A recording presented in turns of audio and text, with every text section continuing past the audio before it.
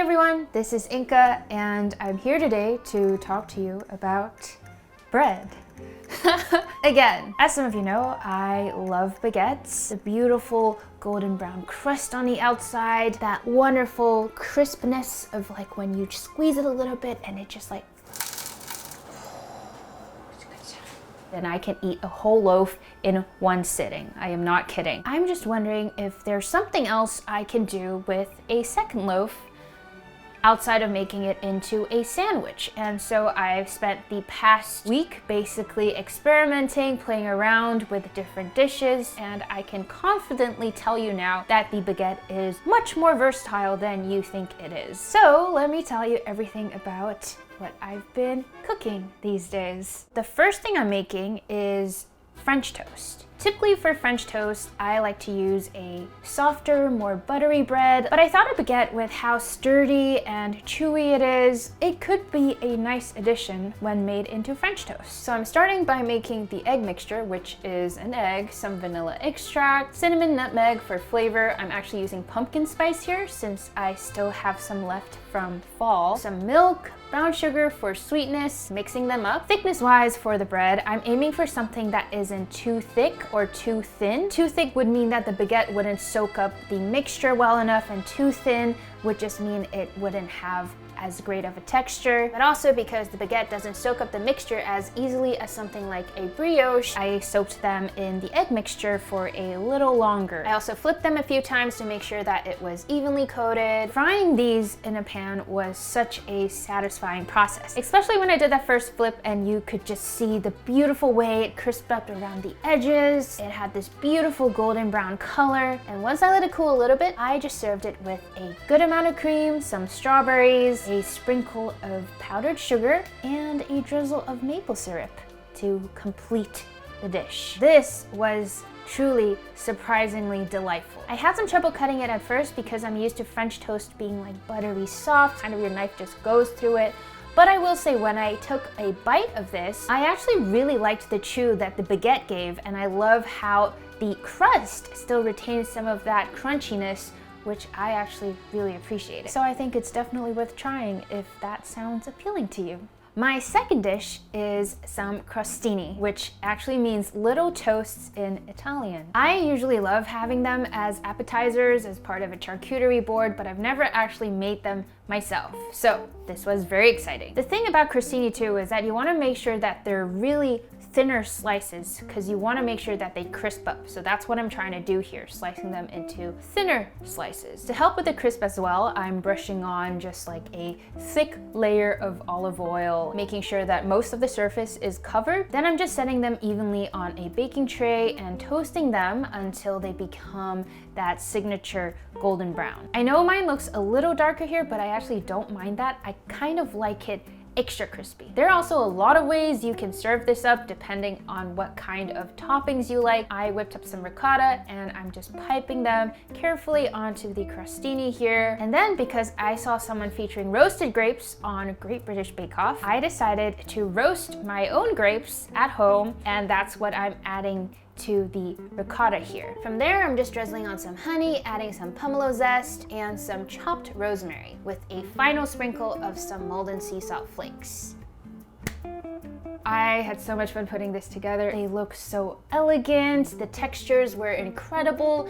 The softness of the cheese with the crunch of the crostini, the sweet and savory flavor profiles, all of these things just really complemented each bite. It is totally something I would make again if I'm hosting a dinner party or if I'm just feeling fancy at home. So easy to put together, such a pleasure to enjoy. The next thing I'm making is some French onion soup, since there's usually a slice of bread or some croutons hidden underneath that wonderful layer of melted cheese. Making the soup was pretty straightforward. I just chopped up some onions, quite a bit since we're going to caramelize them, which means they would really reduce down, kind of like spinach. Then I'm just adding them into a Dutch oven where I've already melted some butter, and then I let that cook for around 45 minutes or so, stirring every once in a while to keep it from burning. You really just need patience when it comes to caramelizing onions. Basically up until they become this caramel brown color. At at which point I'm adding some grated garlic, white wine to deglaze any brown bits, also known as flavor bits. Then I'm adding in a good amount of beef stock before adding in herbs like bay leaves and fresh thyme,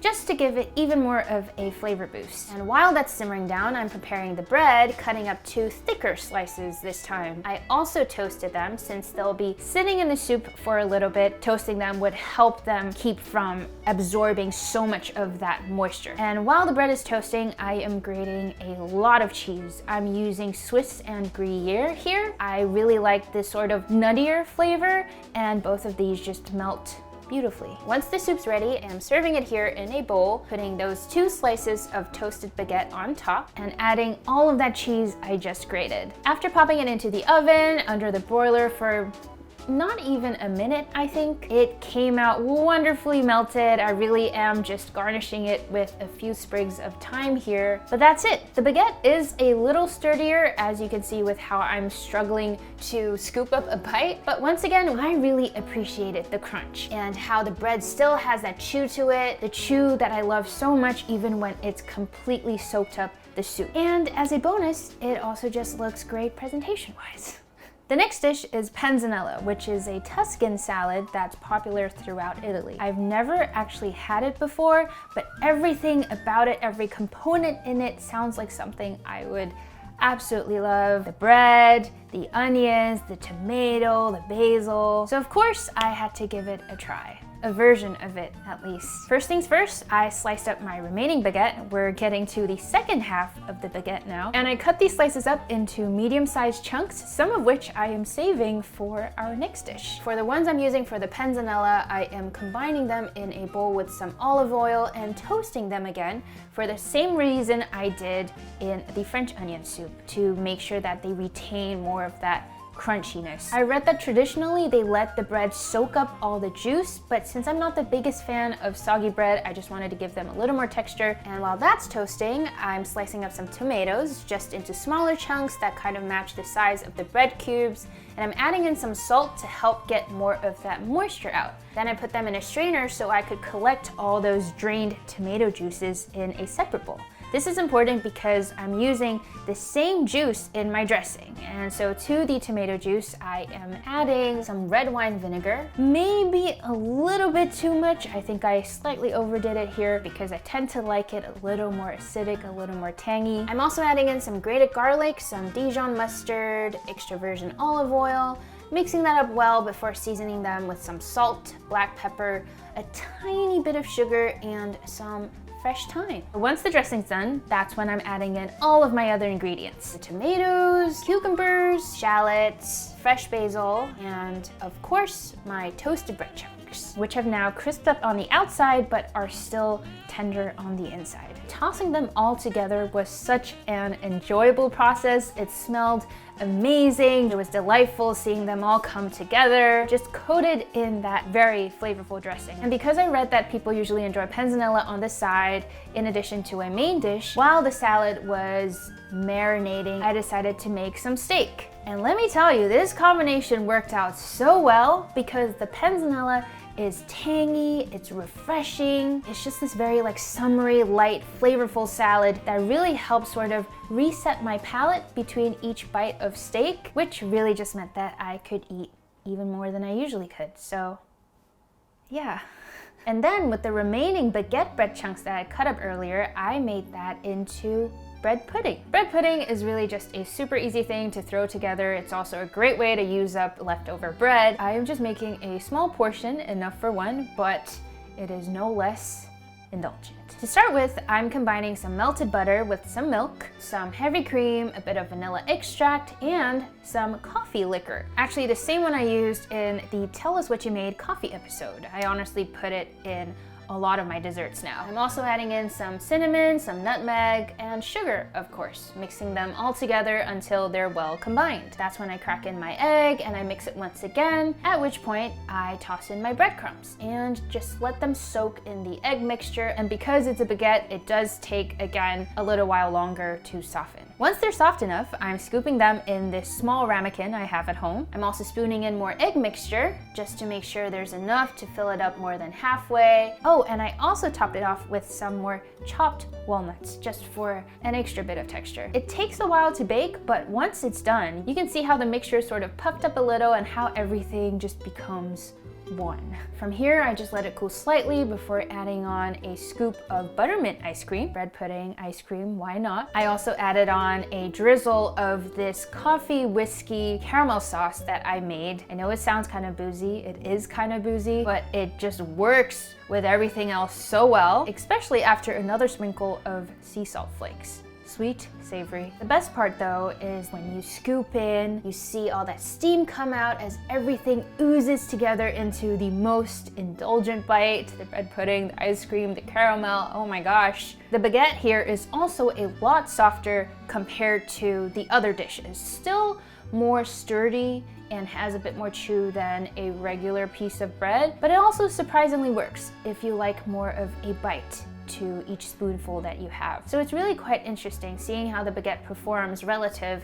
to the other breads in these sort of iconic dishes. Now, with the last bit of baguette that's left, the part that's probably stale at this point because so much of that moisture has been lost, what it's perfect for is making some breadcrumbs. Now, this is something that I've always wanted to try, it's just that I always seem to finish my bread before I can get around to it. But same thing as before, I'm just slicing it down into chunks, and if it's stale enough, you should be able to grind them down in your food processor as is. Mine are still a little on the softer end, so I ended up toasting them a little bit. It took a while, but eventually I got them processed down to the size of these rough breadcrumbs, some bigger than the other, but not bad. Then I'm toasting them again, just slightly to give them a little more color, and once it's cooled, I can then put them into a small bowl and set them aside. And now that I have breadcrumbs, this really gave me the perfect excuse to make some mac and cheese, where after adding grated cheese to the top of the dish, I finish it off with basically all of the breadcrumbs I made,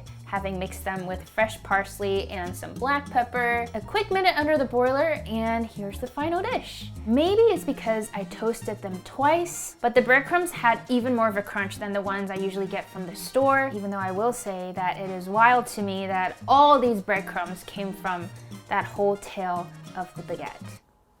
There's like that much bread. Very good though. And that's it. That's everything I made with a single loaf of baguette. I hope you learned something new today. I also hope your love for baguette has grown exponentially. If so, my job here is done. And thank you for watching. I will see you in the next video. Bye.